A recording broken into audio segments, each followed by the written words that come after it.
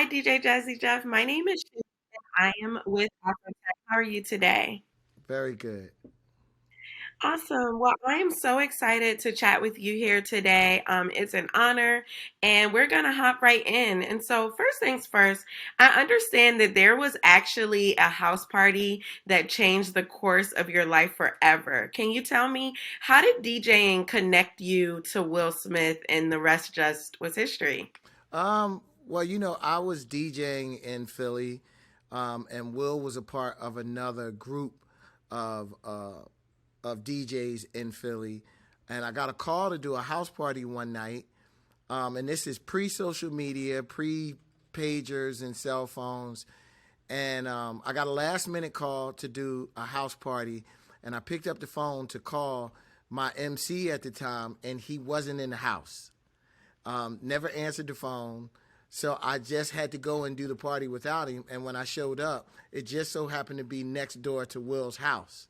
So Will comes in the basement, and he's basically like, "Hey, where's your guy?" And I was like, "Well, I picked up the phone and I called him, and he didn't answer the phone." So he was like, "Hey, you mind if I rock with you tonight?" And I was like, "Sure." And that was 40 years ago. I love that. And that's really a phone call that's worth missing, if you ask me. And so, fast forward to you being an artist and ultimately having one of the biggest hip hop songs ever.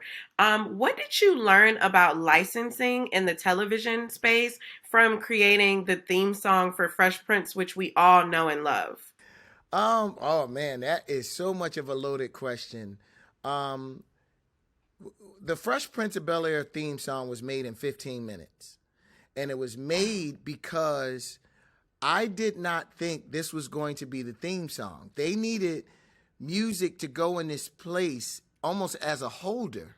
So Will and I went in the studio and we created something and we gave it to him.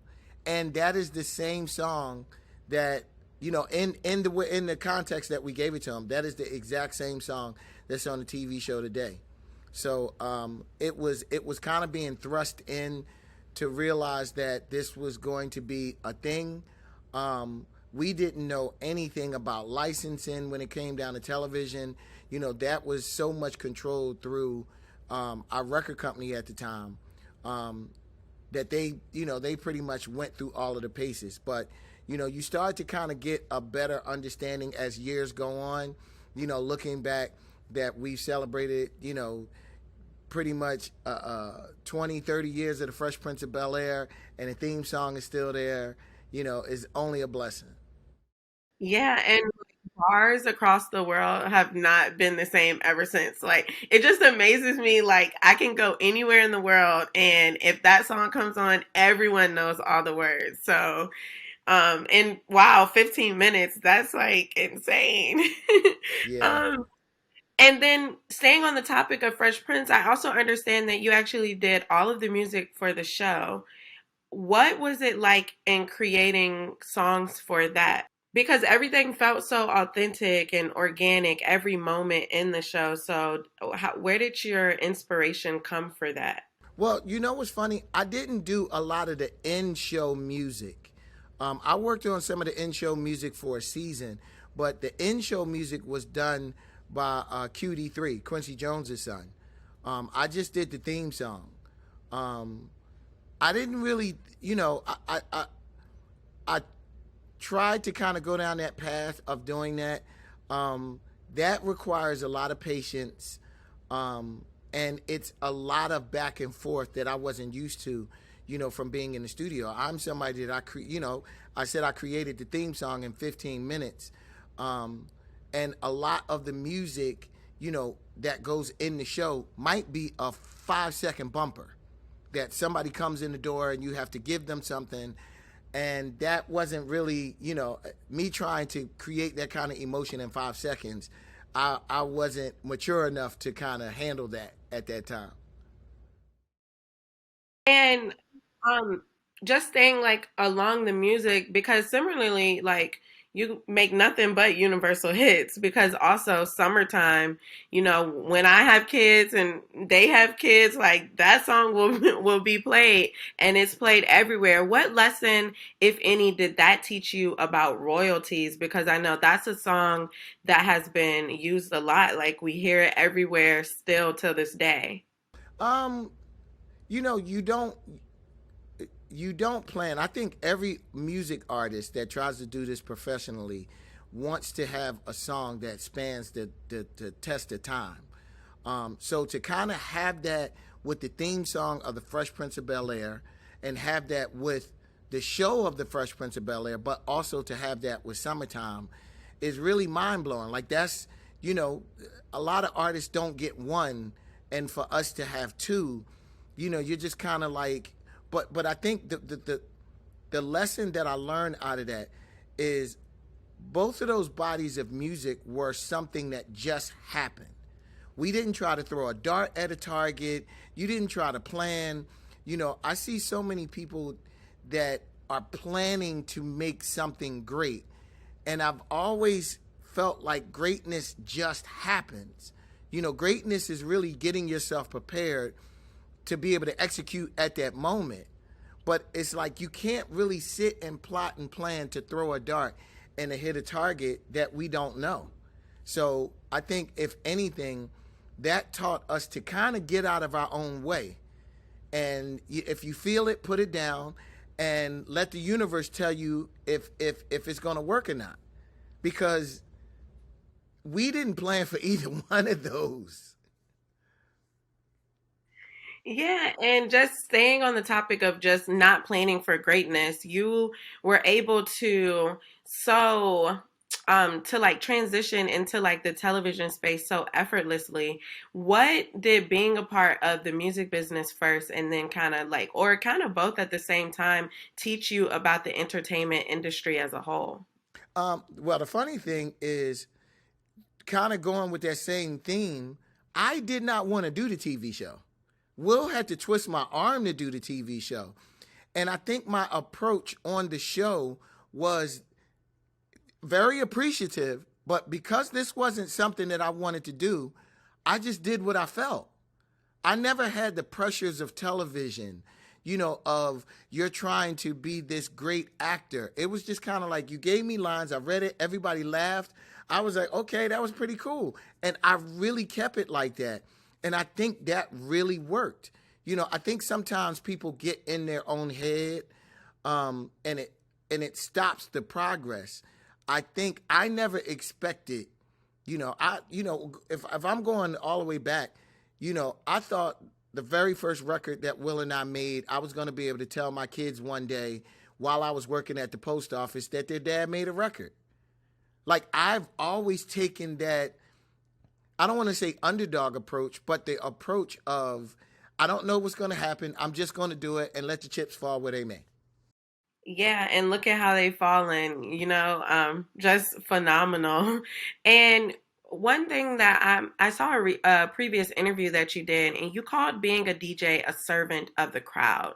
In what ways are you continuing that servitude by launching your own platform, Command Central, to help up and coming and aspiring artists? Um, my job in a nutshell is to play music and make music for people to have a good time. It is as simple as that. I don't overthink it. My job is to really kind of, play some music to get people on the floor, to make them to forget about the bad days at work, the bad relationships, the trouble in the economy. And it's really, really that simple. And taking that approach that I don't DJ for me. I DJ to make other people have a good time, because I honestly believe as long as I can make people have a good time, I will be doing this forever. Yeah, and I am one of those people that like when I'm out, like I'm super annoying because I'm like, oh, I ain't like that transition. Like if when the DJ's DJing because I grew up with my aunt. she was a DJ and she would make me get out of my shell and like be the MC. And, it kind of introduced me to music, but I've always loved how DJs they make or break the party. They're really who we're there to see. So I just love that you're still having fun with it and that it's just second nature to you. And I know that yesterday marked the 35th anniversary of He's the DJ, I'm the Rapper, which is actually the first double album in hip hop history. I know you had mentioned before that this tape was bittersweet for you, but looking back, do you really understand, or back then, did you understand that you guys were about to make such a huge impact on the culture? Not at all. Not at all. Kenny Gamble is a very big mentor of mine. And he told me a lesson maybe 30 some odd years ago that he said, whenever you're doing something great, you don't know it while you're doing it. So you almost have to approach everything that it has the potential of being great.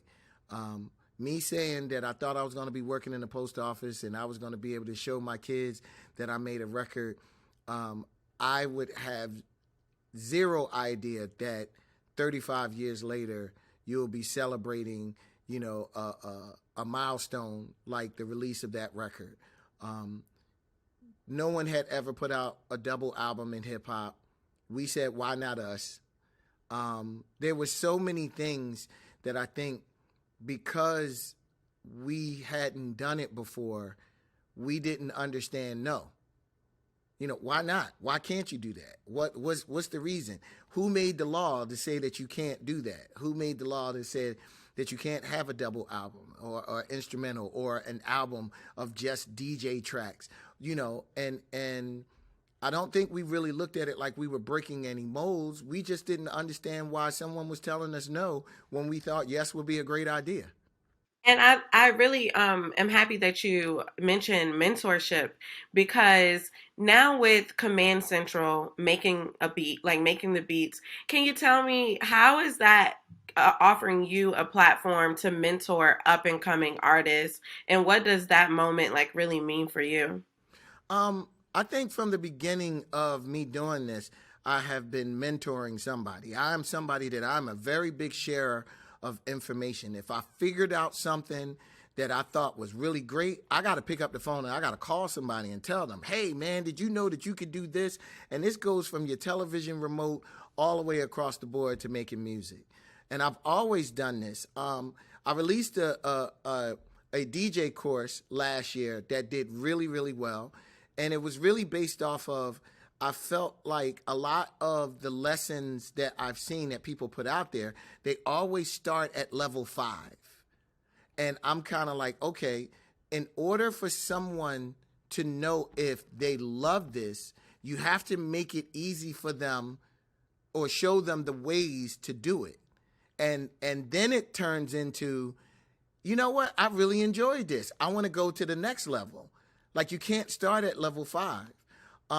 So when we decided to do this production course, we wanted to pretty much take the same approach. Like, I want to show you, if you love music and you're intrigued about how people make music, let me show you how to program a beat. Let me show you what time signatures are.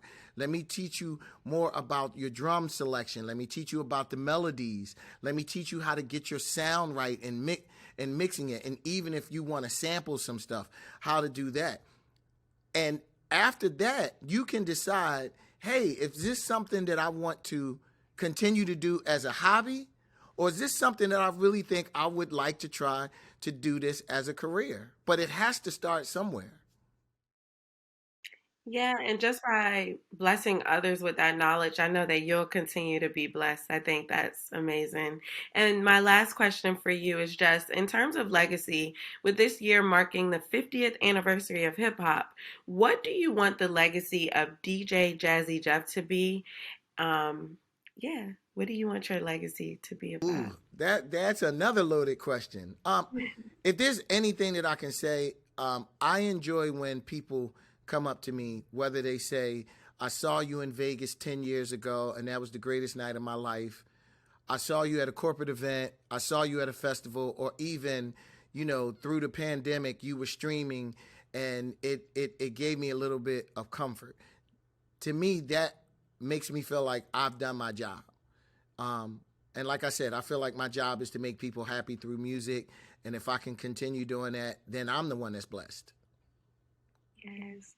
Well, thank you so much, Jeff. This was amazing. And it was just an honor to chat with you today. I've been a fan all my life, so thank you. Thank you. And get on the mic again. Okay.